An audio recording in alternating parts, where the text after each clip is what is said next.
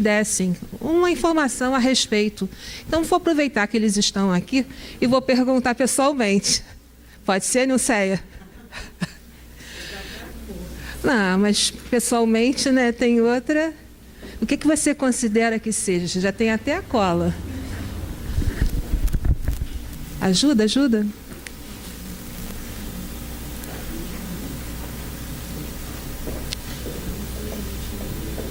Foi a mesma coisa.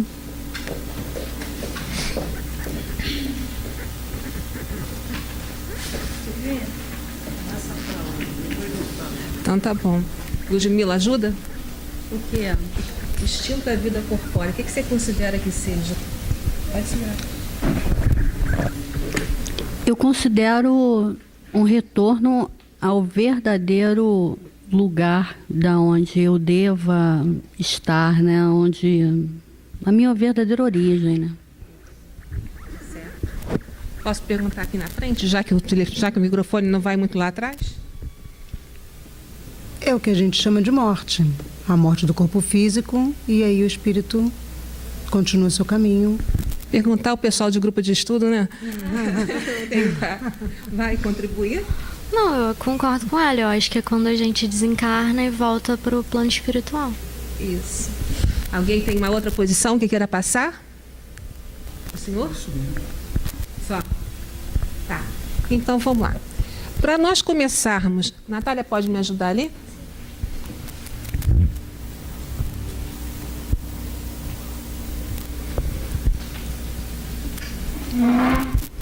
Antes de nós começarmos a falar realmente do que é a morte, do que é o retorno, nós vamos falar da vida, da origem, a que viemos.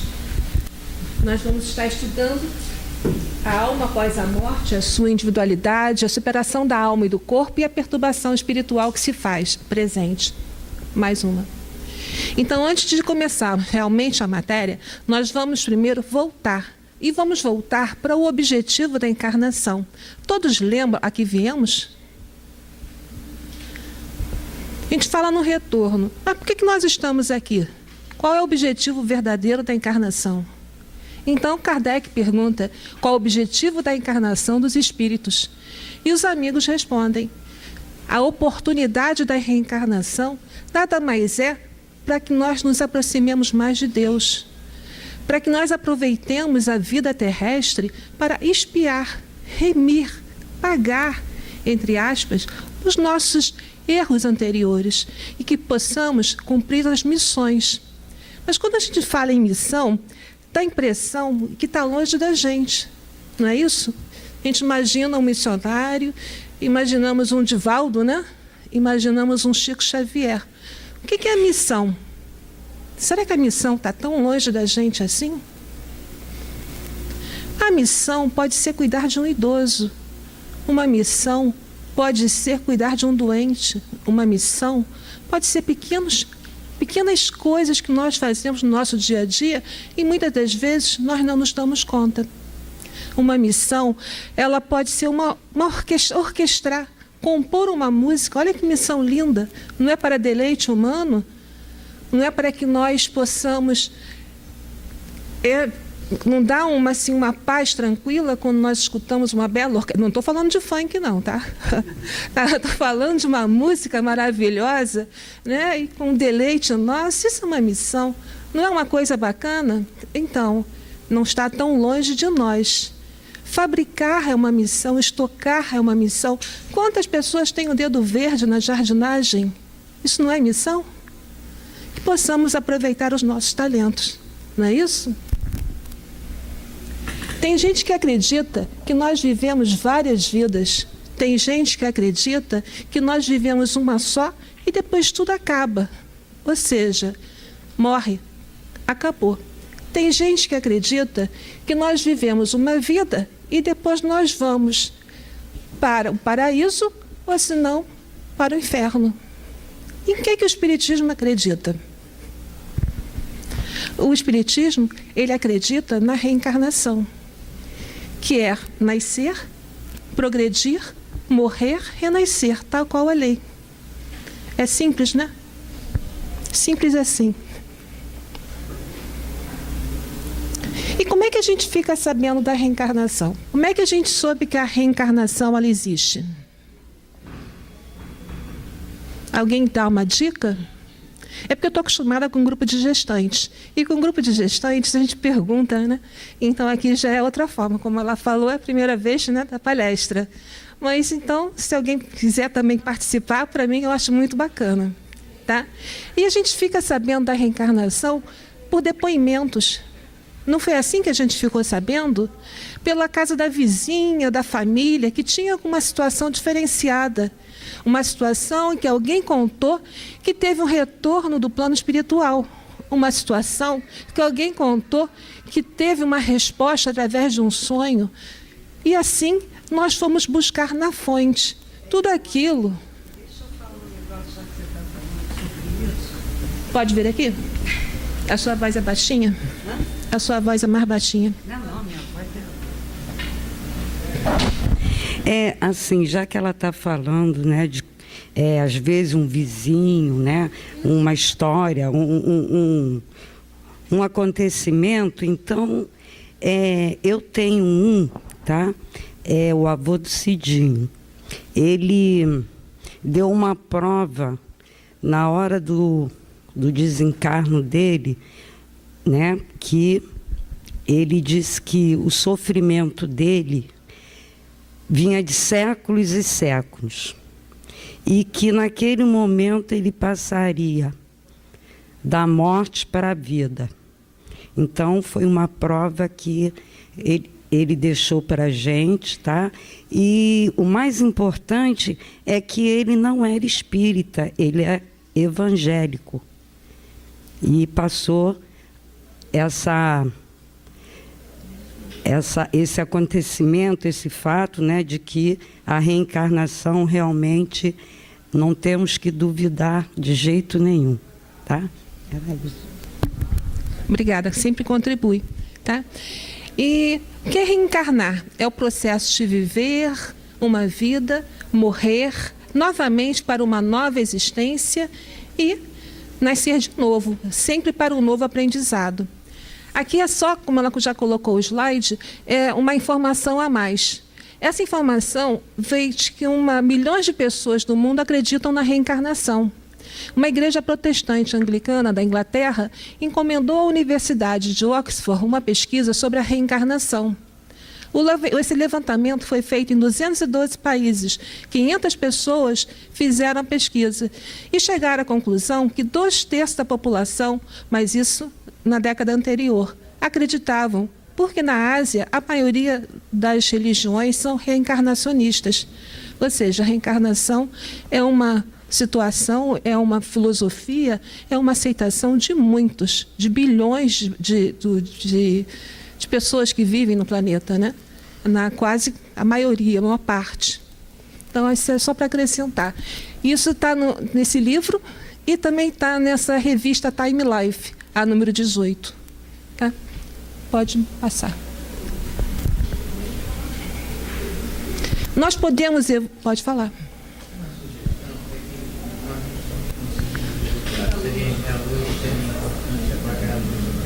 Pode.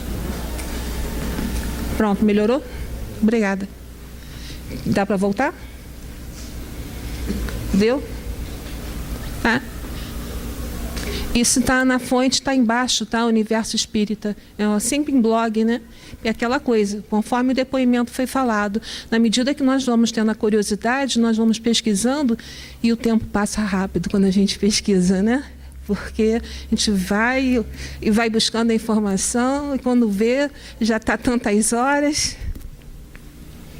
Agora, podemos evoluir sem encarnar? Até podemos evoluir sem encarnar, porque existem inúmeras tarefas no mundo espiritual que nós podemos estar desenvolvendo. Mas a tarefa áspera, a densa, é aqui na Terra, porque é aqui que nós vamos colocar em prática todos os nossos ensinamentos adquiridos lá em cima. É aqui, no dia a dia, que nós vamos tomar e ter a oportunidade de usar um caminho ou usar um outro caminho, de que forma nós vamos conduzir o nosso caminho. E isso que faz a diferença. E agora nós vamos começar efetivamente. Kardec pergunta em que se torna a alma logo após a morte. E os amigos respondem: volta a ser espírito, ou seja, retorna ao mundo dos espíritos que havia deixado temporariamente.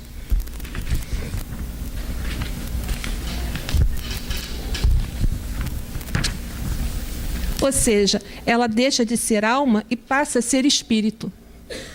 O termo espírito é usado quando a alma se desprendeu do laço físico. Tem alguém aqui do Livro dos Espíritos? Ainda não. Lembrando que espírito é o princípio inteligente, tá? E é nele que fica armazenado todo o conhecimento que adquirimos.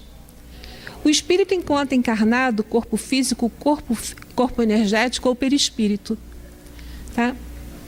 E agora, questão 150. A alma, após a morte, ela conserva a sua individualidade? Sim, ela nunca perde. Regra geral, exceções, nós temos como exemplo o próprio Emmanuel. Emmanuel, quando ele desencarnou, ele tomou a forma de Públio Lentulus, que foi uma encarnação mais marcante para ele. Isso está no livro Há 2000 anos. Muda só. Como a alma continua a ter a sua individualidade, uma vez que ela não possui mais o seu corpo material? E os amigos respondem: ela ainda tem um fluido que lhe é próprio, tomado da atmosfera de seu planeta e que representa a aparência de sua última encarnação, o seu espírito. A alma leva a nossa essência, tudo mais fica no corpo físico. Quanto mais pura for a alma, mais compreende a futilidade que ela deixa no planeta Terra. Isso nos faz determinar que realmente temos dificuldade. Nós vamos vivenciar, estamos vivenciando a doutrina? Isso é que nos faz perguntar, cada qual deve servir a seu modo. É bom recordar, né, que Caibar Schubel, pode botar? Ele tinha uma frase, a frase que ele sempre usava era: quase sempre espírita sem serviço é a alma a caminho do tenebrosos labirintos do umbral. Aproveitando só essa deixa, Caibar Schubel, ele faria aniversário hoje, né, dia 22 de setembro, só que ele nasceu em 1868.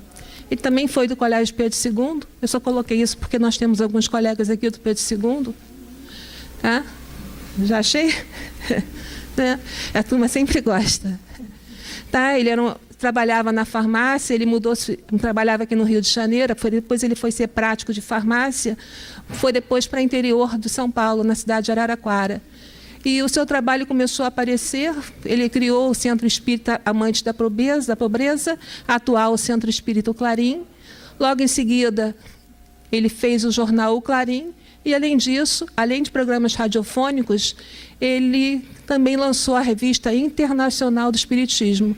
Aqui é um dos últimos jornais do Clarim, e ali a primeira Revista Internacional do Espiritismo mensal.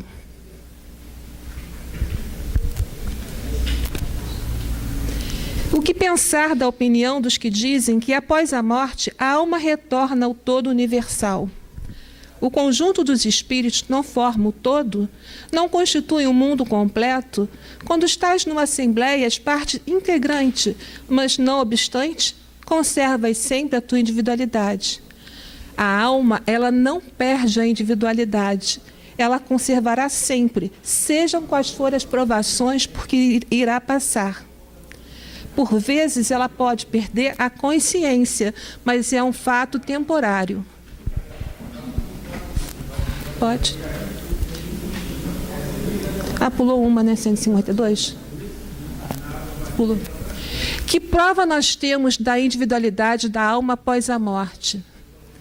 E os amigos respondem: não tende essa prova por meio das comunicações que obtendes? Se não fosseis cegos, verias, e se não fosseis surdos, ouvirias, pois muito frequentemente uma voz vos fala e revela a existência de um ser fora de vós. Nós não temos as nossas intuições? Quantas vezes nós somos intuídos? Se nós não fôssemos cegos e surdos, nós poderíamos perceber. Muitas das vezes são sentimentos positivos de espíritos superiores. Algumas das vezes, sentimentos negativos são os espíritos inferiores que tentam se manifestar. E nós temos que tomar cuidado sempre, orar e vigiar. A maior prova da individualidade da Terra são as comunicações dos espíritos. Não existe uma família sequer, aquela situação, que não conheça uma situação que tenha acontecido algum fato. Tá? A reencarnação é uma outra prova que a alma continua viva depois do túmulo. E aqui uma observação de Chico, porque Chico psicografava e a assinatura que ele escrevia era da pessoa que estava dando a mensagem. Então, por diversas vezes, o próprio Chico ele teve problema com a justiça com relação com a grafia dele. E aqui é um caso em que o criminologista, grafocopista Carlos Augusto Perandrea, ele questionou um bilhete da senhora Hilda Mascaro Saulo, falecida em 1977. A próxima, por favor. Em sua análise, Perandrea destaca as semelhanças, como exemplo entre a forma lida como escreveu Hortêncio e como Chico psicografou. Então, isso é só uma situação para saber que a imortalidade da alma. O que é a individualidade? São as características pessoais de cada um. Então, as características pessoais do Hortêncio, da palavra Hortência, da dona Hilda, né? E ficou bem marcante, pode ir mais à frente.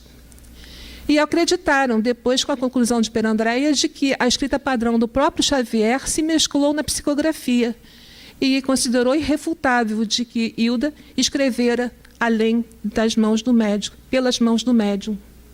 Ou seja, mais uma vez, a individualidade da alma.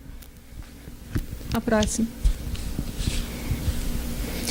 153. Em que sentido se deve entender a vida eterna? E os amigos respondem: é a vida do espírito que é eterna, porém a do corpo é transitória e passageira. Quando o corpo morre, a alma retorna à vida eterna. Todos nós ficamos felizes em saber que o espírito tem vida eterna. E não poderia ser de outra forma. Somente a forma do corpo é que tem vida transitória. Até os elementos que compõem o corpo têm vida eterna, porque nada se perde no universo. O espírita usa o corpo como nós usamos uma veste. Essa é a lei que assegura as vidas sucessivas. Alguns pensam que a alma tem forma definitiva, quando nem mesmo o perispírito a tem. Mas esta forma que tem a vontade de determinar, desde que essa vontade saiba o que fazer de suas forças espirituais. A doutrina dos espíritos, codificada por Kardec, veio trazer uma cooperação maior, nos mostrando a luz do dia, por fatos irrecusáveis que a vida prossegue depois do túmulo. Só um minutinho. Não seria mais exato chamar a vida eterna a vida dos espíritos puros, aqueles que, tendo atingido o grau de perfeição, não têm mais provas para suportar? Na verdade, isso é a felicidade eterna, né? Porém, mais uma vez, uma questão de palavras. Chamai as coisas como quiseste, contanto que vos entendais. Quem é que não gostaria, né, de virar um espírito puro e alcançar a perfeição? E não ter mais provas para suportar, né? Mas, mesmo assim, alguns espíritos missionários retornam para que possam aprender ou cooperar mais ainda com a Terra. Questão 5.4. O corpo ou a alma sente alguma dor no momento da morte? Os amigos respondem: não. O corpo sofre muitas vezes mais durante a vida que no momento da morte. A alma não torna nenhuma parte disso. Os sofrimentos que às vezes ocorrem no momento da morte são uma alegria para o espírito que vê chegar ao fim o seu exílio. Na morte natural, que existe pelo esgotamento do corpo físico, é como se o homem deixa... É uma lâmpada que se apaga, né? O óleo vai apagando gradativamente. Lembramos que a morte é um processo comum e natural. Nós não devemos temer a morte. Ela vai acontecer com todos nós. O medo de morrer e que nós temos, na verdade, é um instinto de conservação, que fala mais alto, como também a necessidade de cumprimento de deveres da nossa própria consciência. O sofrimento é mais psicológico por estar o espírito mudando-se para um lugar desconhecido. É nesse sentido que é muito necessária a educação da alma antes de separação do corpo. É o efeito que se vê na influência das religiões, que mostra por muitos meios, notadamente a doutrina dos espíritos, como prova irrecusável da continuação da vida.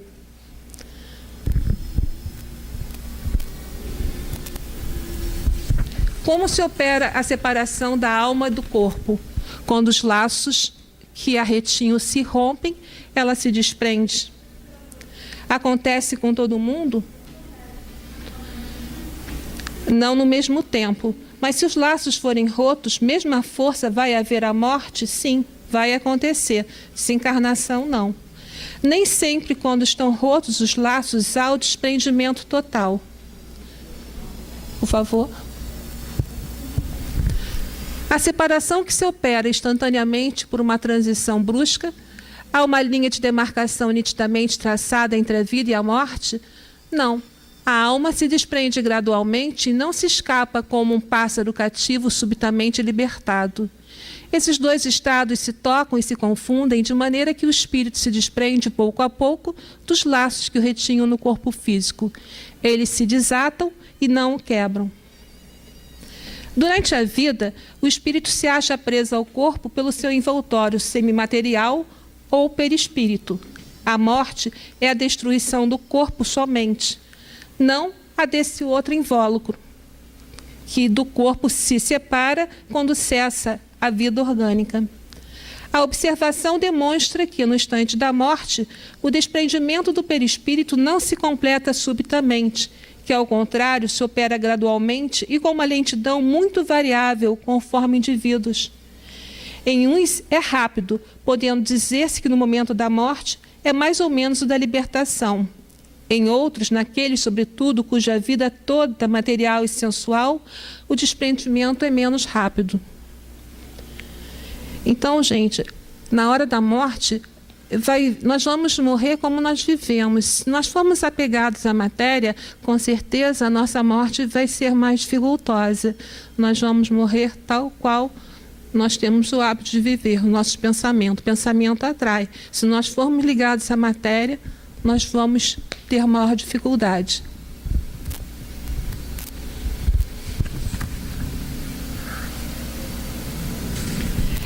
A separação definitiva da alma e do corpo pode ocorrer antes de completa cessação da vida orgânica? Não. Na agonia, a alma algumas vezes já deixou o corpo. Nada mais resta nele do que a vida orgânica. O homem não tem mais consciência de si mesmo e, entretanto, há nele um sopro de vida orgânica. O corpo é uma máquina que o coração faz mover. Existe enquanto o corpo faz circular o sangue em suas veias e não tem necessidade da alma para isso.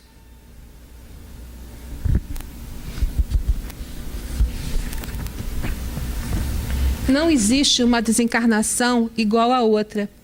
Todos os processos de ligamentos dos laços têm variadas modalidades. Deus tem a arte de desligar, e sem a violência.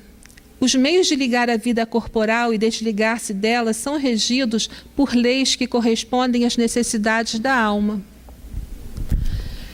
A separação entre a alma e o corpo pode se dar antes que o corpo paralise as suas funções orgânicas, mas isso é muito raro.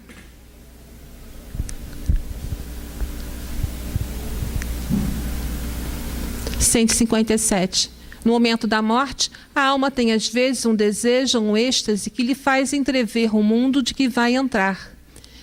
Muitas das vezes a alma sente desfazerem-se os laços que aprendem o corpo. Então ela faz todos os seus esforços para rompê-lo completamente. Já em parte desprendida da matéria, ela vê o futuro desdobrar-se à sua frente e desfruta por antecipação do estado de espírito. O que acontece é que muitas das vezes a pessoa tem um pressentimento de que vai desencarnar. e ela pode ver tanto o passado como ela pode ver o futuro. Tem várias pessoas que vocês já devem ter lembrado que normalmente falam: ah, passou um flash da minha vida. E isso normalmente acontece. Tá? Pode. O exemplo da lagarta que inicialmente rasteja na terra, depois se fecha na sua crisálida numa morte aparente para renascer em uma existência brilhante, pode nos dar uma ideia da vida terrestre, da vida espiritual e, enfim, da nova existência? É uma ideia imperfeita, mas a imagem é boa. É uma imagem muito bonita, por sinal, da lagarta, né? Que rasteja e vira e vai renascer. É muito bonita. Só que, na verdade, seria mais bonita se fosse realmente renascimento, porque eles estão falando aí de uma ressurreição. Porque desde o momento que ela aproveita, se vai para a crisálida para ressurgir, na verdade ela está ressurgindo, ela está é uma ressurreição acontecendo e não uma reencarnação. Na reencarnação você vai tomar um outro corpo físico que pode ser em outra cidade, no outro país. Se é homem, pode vir como mulher, vai ser de acordo com a necessidade que nós temos. Questão 159. Que sensação experimenta a alma no momento que reconhece estar no mundo dos espíritos? Isso depende. Se fizeste o mal com o desejo de fazê-lo, vai envergonhar-se de tê-lo feito no primeiro momento. Para o justo, é bem diferente, e com o alívio de um grande peso, porque não teme nenhum olhar indagador. A alma, quando ela chega no além, ela vai ter vergonha ou ela vai se sentir muito feliz. Vergonha das atitudes que ela teve na vida. Tal qual nós somos, nós vamos morrer como nós vivemos. Se nós temos vergonha dos nossos atos, com certeza, quando nós chegarmos à pátria espiritual, nós vamos nos envergonhar também. Então, é assim, toda essa chamada do Livro dos Espíritos, ela tende a fazer com que venhamos a prestar atenção nas nossas atitudes diárias. Ela nos convida a ler o Livro dos Espíritos e conhecer mais. Ela nos convida a uma autorreflexão. Ela nos convida a mudar o nosso padrão mental e o nosso comportamento. Talvez fosse por isso, eu vi nisso tudo, a solicitação da Maria em falar sobre morte.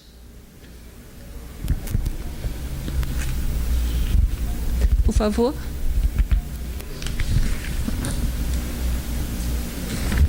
O espírito encontra imediatamente aqueles que conheceu na Terra e que desencarnaram antes dele?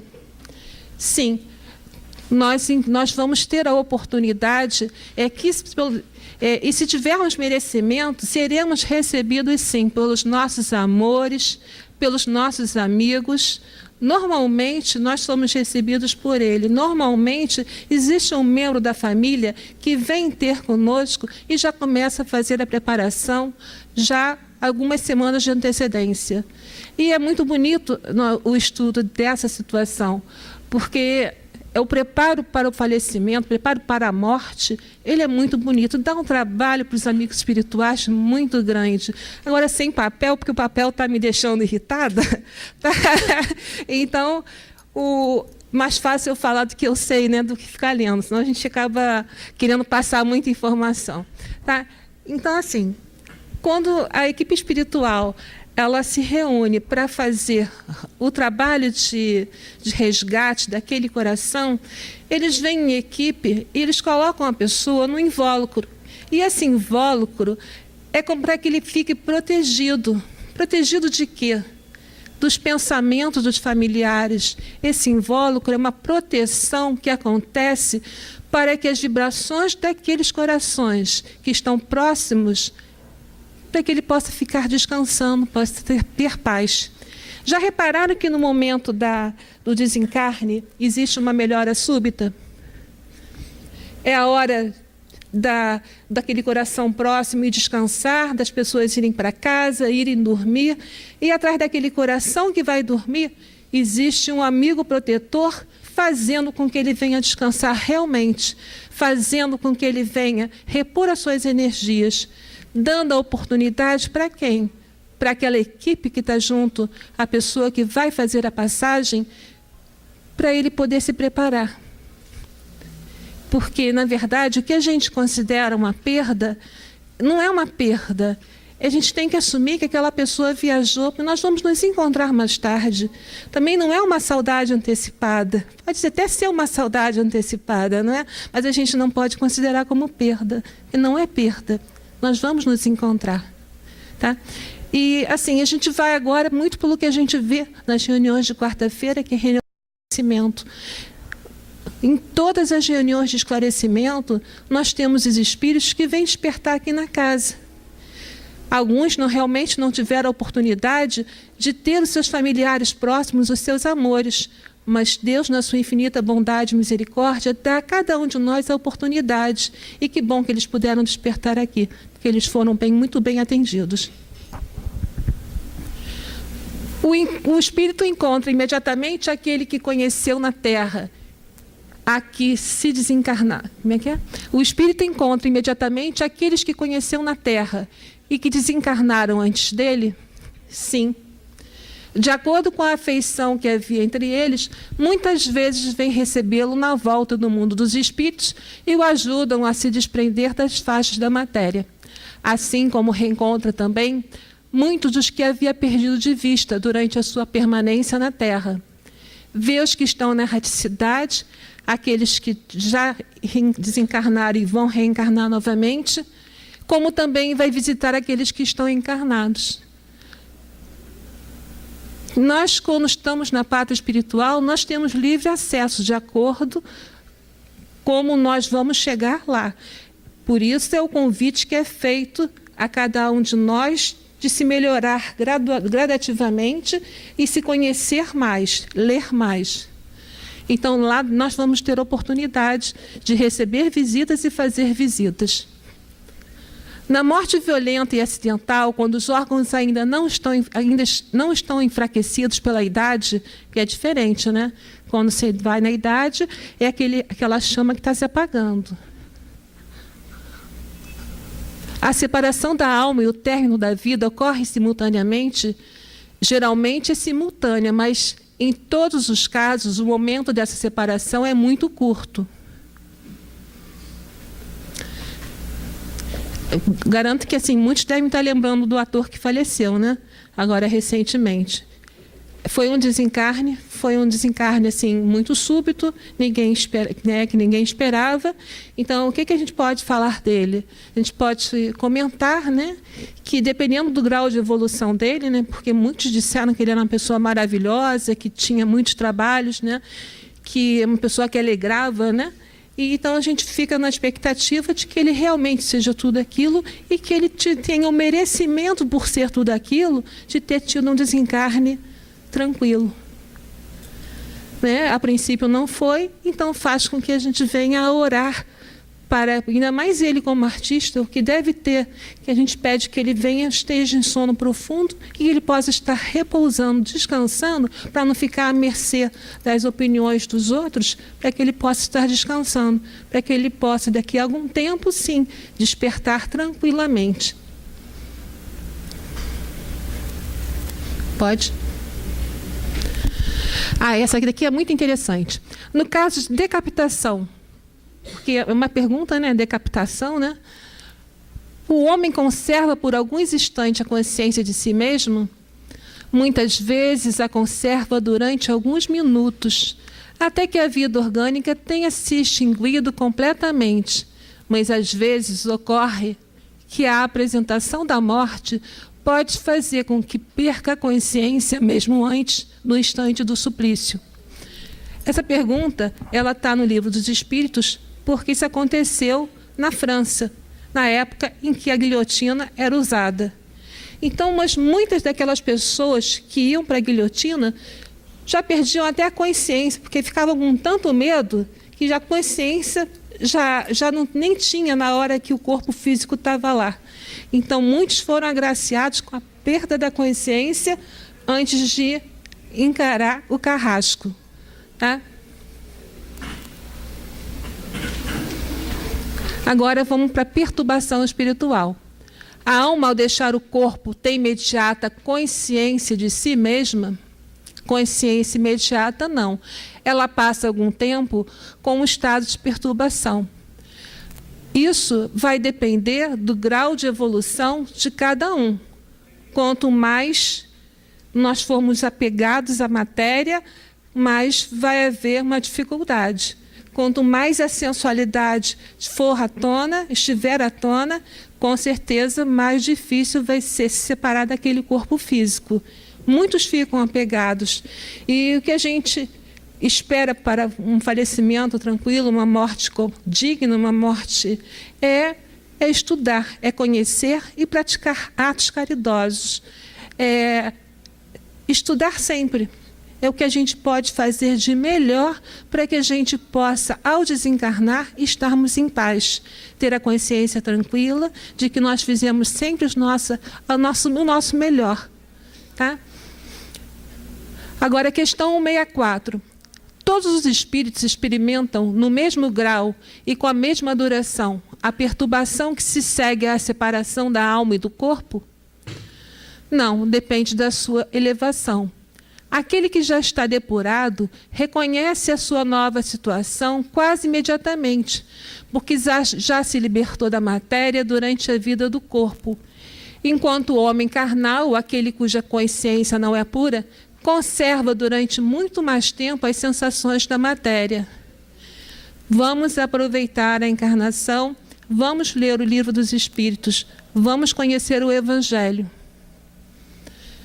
Pode ir. O conhecimento do Espiritismo tem alguma influência sobre a duração mais ou menos longa dessa perturbação? Uma influência muito grande, uma vez que o espírito já compreendia antecipadamente a sua situação. Mas a prática do bem e a consciência pura exercem maior influência. A visão da prática do bem, com certeza, do dever cumprido, nos deixa tranquilo na hora da morte. Ou seja, o conhecimento, ele é válido. Claro que ninguém é responsável por aquilo que não sabe, né? Mas, agora, se tem uma pessoa que, apesar de não ter feito esse estudo, é uma pessoa boa de coração, ela, com certeza, vai ter um falecimento tranquilo, uma morte tranquila, né? Quanto mais o apego na matéria é que vai atrasar. O apego à matéria é que atrasa a nossa evolução espiritual. Tá? Gente, sobre a morte, na verdade, o que eu queria falar era isso. Aí eu queria saber se alguém tem alguma dúvida sobre a morte que gostaria de perguntar.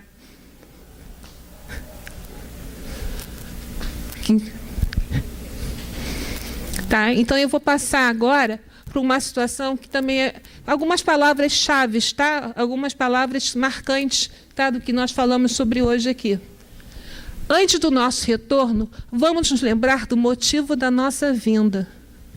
Sempre. Por isso a gente foi buscar o objetivo da encarnação antes de falar sobre o falecimento. É como um bom programa para trainee, onde vamos passando por todas as áreas e experiências para que aprendamos de tudo um pouco. Sempre que for necessário, esse programa de trainee eu achei muito bacana. Por quê? Porque nós vamos reencarnar sempre que for necessário, para que venhamos a aprender. Então, que nós possamos fazer como um programa de trainee e passar por todos esses estágios antes. Quantas vezes já encarnamos? Tantas quantas foram necessárias para que pudéssemos hoje estarmos aqui levantando essa questão. E o caminho melhor varia para cada um. Uns vão por aqui, outros vão por ali, mas o objetivo e o final de todos são um só, é o crescimento e a melhora. Nascer, morrer, renascer e ainda progredir, esta é a lei. Quase sempre, esse aí é bom reforçar, espírita sem serviço é a alma a caminho de tenebrosos labirintos do umbral.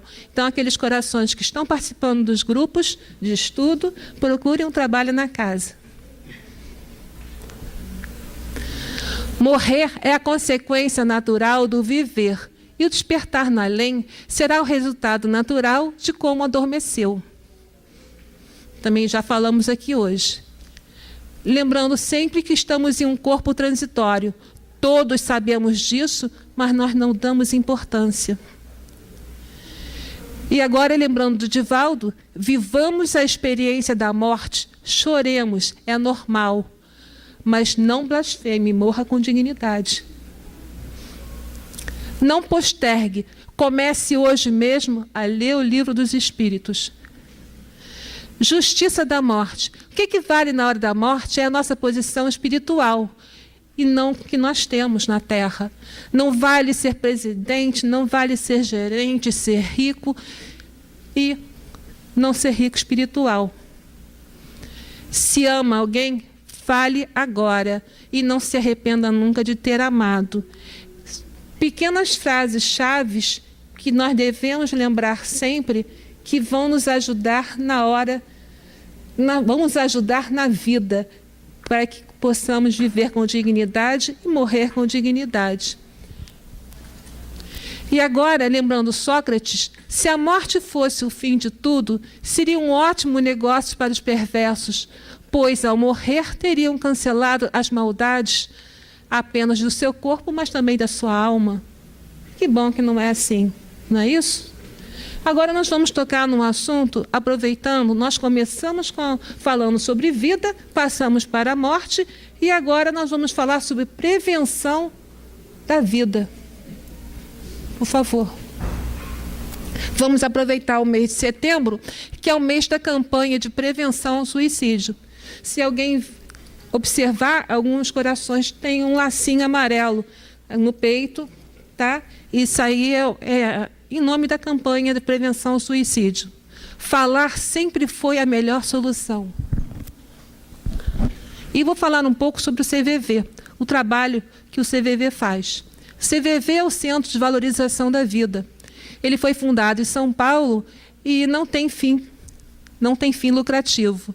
É um trabalho filantrópico. Ele presta serviço voluntário e gratuito de apoio emocional e prevenção do suicídio para todas as pessoas que querem e precisam conversar sobre total sigilo. Não tem bina. Perguntei pessoalmente, não tem bina, podem ligar. Procurem também o atendimento fraterno. Isso se vocês... Normalmente, nós temos sempre uma pessoa conhecida que tem o hábito de falar de suicídio ou que demonstram pequenos aspectos que já pensaram no assunto. Então, são pessoas que a gente procura ficar de olho. Indicamos atendimento fraterno, damos um livro do Espírito de presente, né? E vamos fazendo a nossa parte, não esquecendo de orar. Eles realizam mais de 1 milhão de atendimentos anuais com 2.000 voluntários. E esses contatos são feitos pelo telefone.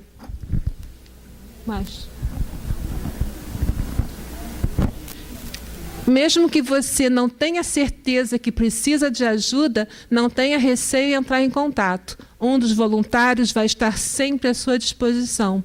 Eles trabalham com chat, pelo 141, por Skype, por e-mail e alguns endereços. Se acessarem cvv.com.org.br, vão ter acesso. Aqui são só alguns endereços que nós temos no centro, Copacabana, no Maracanã e Niterói. São 32 mortes por dia no Brasil, e esse número é superior ao de doenças como AIDS e vários tipos de câncer. Só que é silencioso, ninguém gosta de falar, ninguém gosta de conhecer um suicida. Mas nós atendemos os suicidas aqui às quartas-feiras. E são espíritos que precisam de carinho, de muito carinho. O tabu e o silêncio são outras barreiras a serem quebradas. E aí entra a necessidade da comunicação, que é um processo vital nesse trabalho de prevenção. Muitos simplesmente não tocam no assunto como se ignorar fosse um caminho para que 800.000 pessoas deixem de morrer voluntariamente nas várias partes do planeta. Assim como as pessoas com hipertensão, diabetes ou câncer, as depressões e outros transtornos mentais também precisam de ajuda. Nós precisamos conversar sobre o suicídio como faríamos com qualquer outra doença na saúde pública. Ou seja, vamos aproveitar o mês de setembro, que é o mês de campanha deles, né? E vamos divulgar o assunto. E nunca fechando as portas e lembrando sempre do 141. Tá? Pode. Esse é o lacinho amarelo que muitos corações estão usando como símbolo da prevenção do suicídio. Bom, é o que eu queria falar. Era falar sobre morte, não é um assunto muito gostoso, não é? Mas falar sobre vida, sim. E sobre prevenção, melhor ainda. Eu espero que pelo menos vocês tenham assimilado e qualquer coisa estou à disposição para qualquer dúvida que queiram tirar. Tá bom? Obrigada.